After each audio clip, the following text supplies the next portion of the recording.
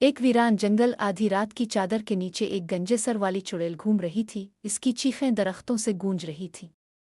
इसकी आंखें खून से सुर्ख चमक रही थीं और उसकी खोपड़ी से एक खौफनाक चमक निकली, अंधेरे में एक बेचैन रोशनी डाल रही थी।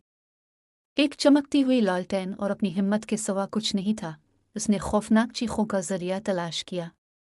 जैसे जैसे वो जंगल की गहराई में दाखिल हुआ एक गैर फितरी सर्दी के साथ घनी हो गई और साए इसके गिर्द रक्स करने लगे, जादूगरनी के माजी के राजों को सरगोशी करते हुए।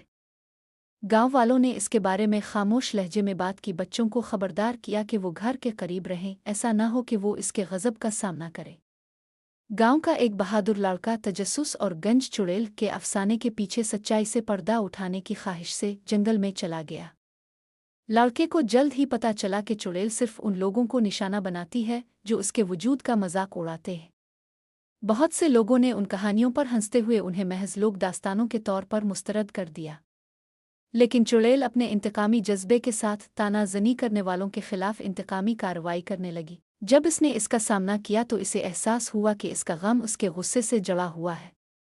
वो कभी एक औरत थी जिस पर जुल्म हुआ, इसकी खूबसूरती उन लोगों ने छीन ली जो यकीन नहीं करते थे। किस्मत के एक मोड़ में लड़के को मालूम हुआ कि चुड़ैल की अलिफ।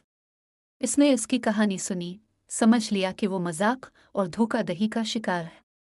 इसके दर्द को तस्लीम करते हुए उसने खौफ और नफरत के इस चक्कर को तोड़ दिया जिसने इसे जकड़ रखा था। चुड़ैल इसकी हमदर्दी से मुतासिर होकर उसकी आंखों के सामने बदल गई। अब वो दहशत का पैकर नहीं रहा, वो जंगल की मुहाफिज बन गई। उसे उन लोगों से बचाती रही जो उसे नुकसान पहुंचाते थे। लड़का खौफनाक कहानियों के साथ नहीं बल्कि इफ़हाम व तफ़हीम और हमदर्दी के पैगाम के साथ गाँव लूटा, हमेशा के लिए गंजीवाई।